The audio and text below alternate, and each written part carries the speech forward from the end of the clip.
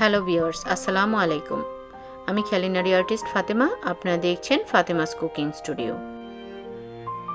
আজকে আমি খুবই প্রয়োজনীয় বেসিক একটি রেসিপি নিয়ে হাজির হয়েছি, আর সেটি হলো চিকেন স্টক।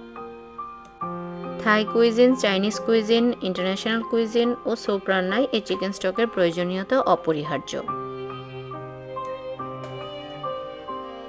চিকেন স্টক তৈরি করার জন্য চিকেনের স্পাইন ও নেকটাকে আমি ছোট টুকরা করে নিচ্ছি এবং সাথে 3-4 পিস স্কিন সহ উইংস ব্যবহার করব। চিকেন স্টক তৈরি করার জন্য চুলায় একটি পাত্র বসিয়ে দিচ্ছি। এখানে দিয়ে দিচ্ছি 2 লিটার পানি। তারপর টুকরো করে রাখা চিকেনগুলো দিয়ে দিচ্ছি। সাথে লবণ দিয়ে দিচ্ছি আধা চা চামচ। আপনারা চাইলে লবণটা স্কিপ করতে পারেন। ছোট টুকরা করা রসুন কোয়া দিয়ে দিচ্ছি 6-7 পিস। ছোট টুকরা করে রাখা থাই জিঞ্জার দিয়ে দিচ্ছি 5 পিস। এটাকে অনেকে গ্যালাঙ্গাও বলে থাকে। যদি গ্যালাঙ্গা পাওয়া না যায় তাহলে আপনারা দেশি জিঞ্জারটাও ব্যবহার করতে পারেন, তবে অথেন্টিক স্টক তৈরি করার জন্য থাই জিঞ্জার ব্যবহার করা হয়ে থাকে।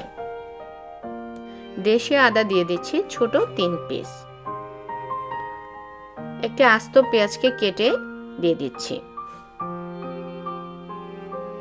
গাজর দিয়ে দিচ্ছি 7-8 পিস। লেমন গ্রাস দিয়ে দিচ্ছি 6-7 টুকরা। এখানে অবশ্যই লেমন গ্রাস ব্যবহার করতে হবে। আরও দিয়ে দিচ্ছি গোলমরিচ আধা চা চামচ।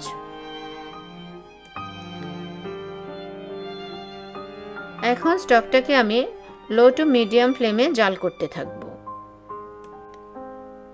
এক পর্যায়ে স্টকের উপর এমন ফেনা ভেসে উঠতে পারে, সেটা আপনারা ফেলেও দিতে পারেন।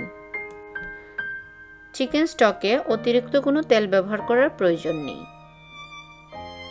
জাল করতে করতে যখন স্টকের পানিটা অর্ধেক হয়ে যাবে এবং উপরে হালকা তেল ভেসে উঠবে, তখনই বুঝতে হবে স্টকটা পারফেক্টলি তৈরি হয়েছে।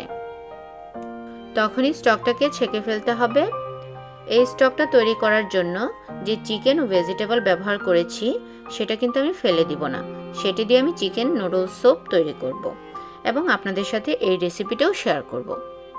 এই চিকেন স্টকটা আপনারা 3 দিন নর্মাল ফ্রিজে রাখতে পারবেন এবং 1 মাসের মতো এয়ারটাইট বয়ামে ভরে ডিপ ফ্রিজে সংরক্ষণ করতে পারবেন। আর এই চিকেন স্টক ব্যবহার করে খুব মজার চাইনিজ ও থাই কুইজিন আপনাদের সাথে শেয়ার করব ইনশাআল্লাহ। আজকে তাহলে এখানেই বিদায় নিচ্ছি। সবাই ভালো থাকবেন। আল্লাহ হাফেজ।